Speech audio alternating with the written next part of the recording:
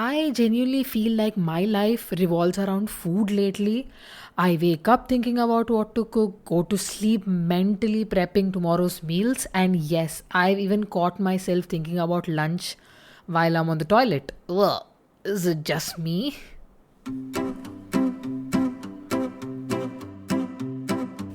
Hey, mommies! We know you're tired and you're here for a reason. We are two moms just looking to unwind after a long day. So come join our rants and let's make this journey a little less lonely, one episode at a time. Welcome to our podcast, Mom vs. World.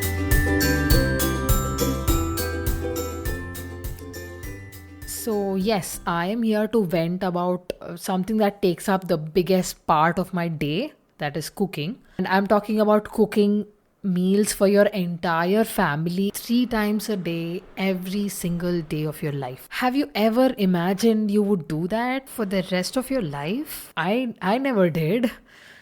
But most of us do it without a second thought. And by the way, I love cooking in general, but cooking 3 meals every single day is a whole different ball game, right?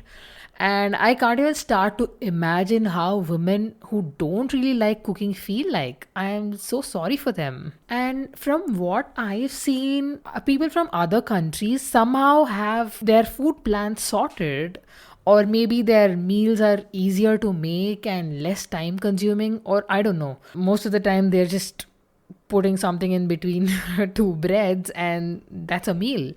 But on the other hand, Indian food takes a lot of effort, a lot of ingredients, and a lot of time in front of the gas stove.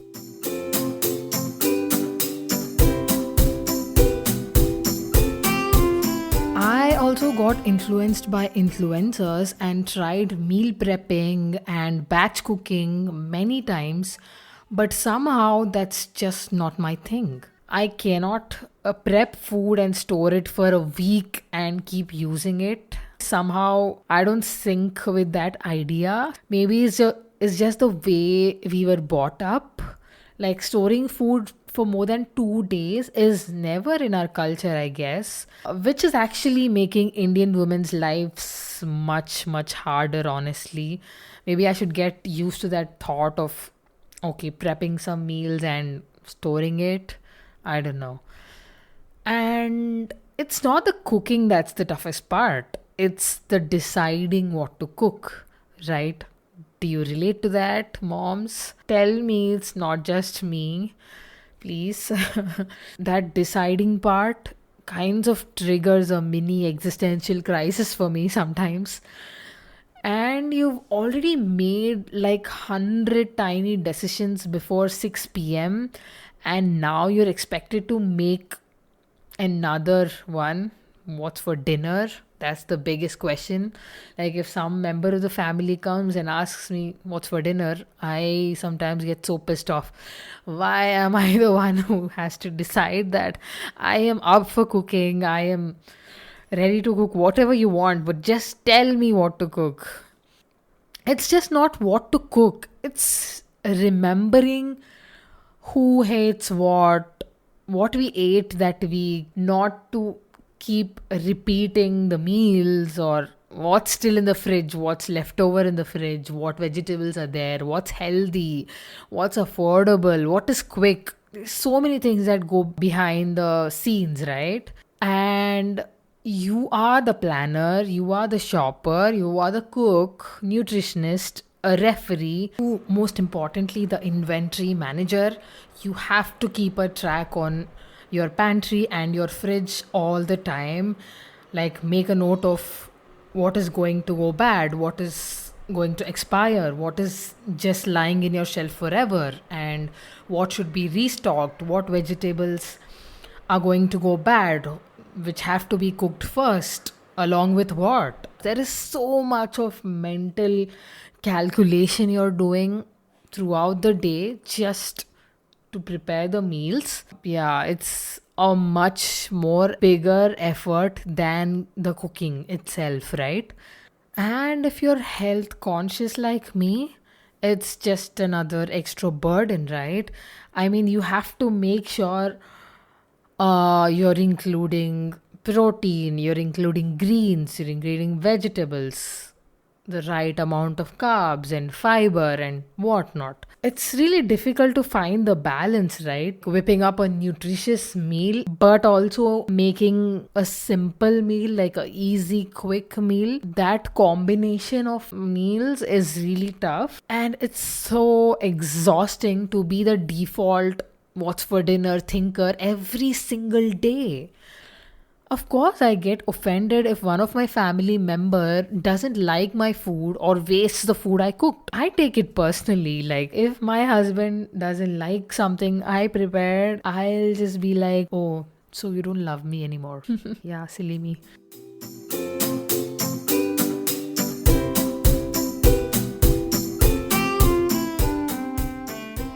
I sometimes remember those days, maybe when I was in college, when all the meals were prepped and ready on the table. I just used to come and tell, "Oh, sorry, I ate outside," or "I don't like that curry, so I'll order something from outside." I feel so bad. I feel so guilty for doing that. Only now I realize how much effort went into that meal.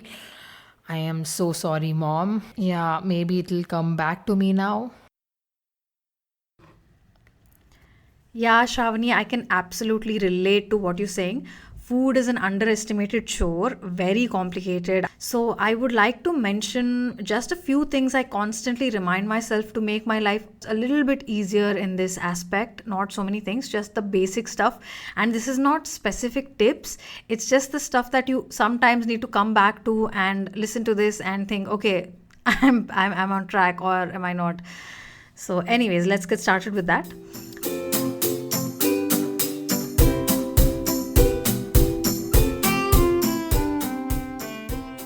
You don't need fancy superfoods or international trends to eat healthy.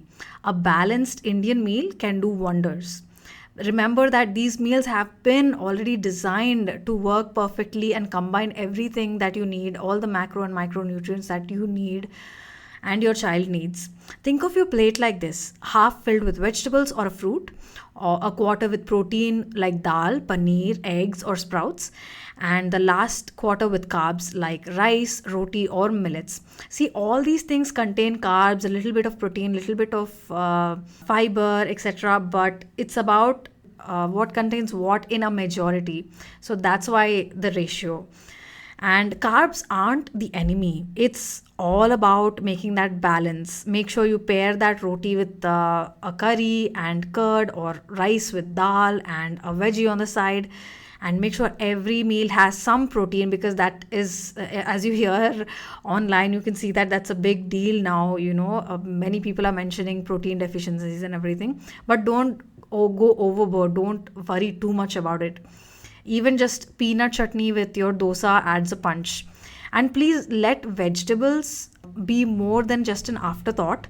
Try to add at least 2 3 types daily. We do usually only one veggie per day and we eat that the entire day, but I think it's good to have a variety of vegetables every day, whether it is in curries or stuffed paratas or even just grated some carrots into idli batter. That should do it, right? And what else? Oil, yes, that's also a big issue that we've been hearing a lot since even the older generation, right? Use oil mindfully, but don't fear it. Homemade food, even with a little ghee, is way better than takeout, believe me.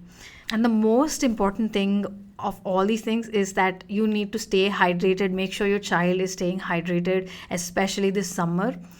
Water, if not water, then make your water interesting. Make it buttermilk or coconut water, whatever works. All these things do wonders. And make sure you snack smart.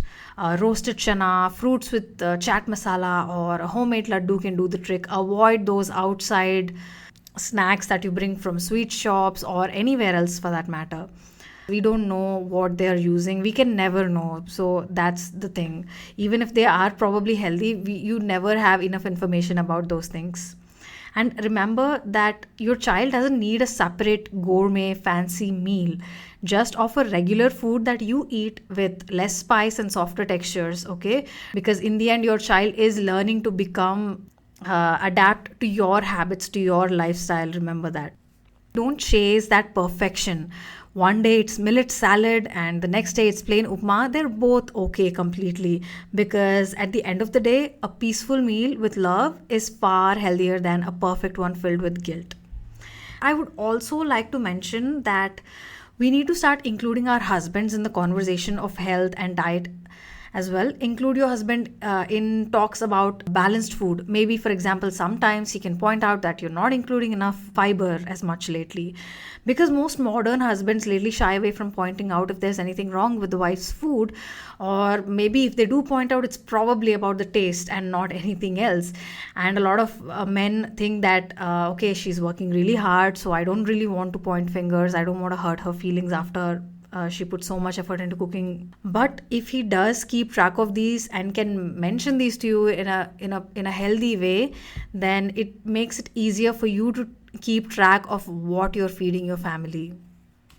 I want to remind you guys that feeding your family isn't a reflection of your worth.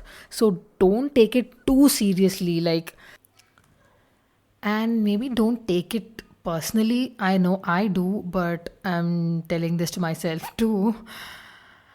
Whether you cooked a 5 course meal or just scrambled eggs in a panic or said screw it and ordered a pizza, you still fed your people and that counts.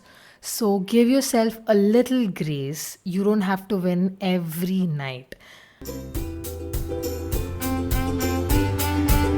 I really hope we could resonate with you, because every feeling is valid in motherhood.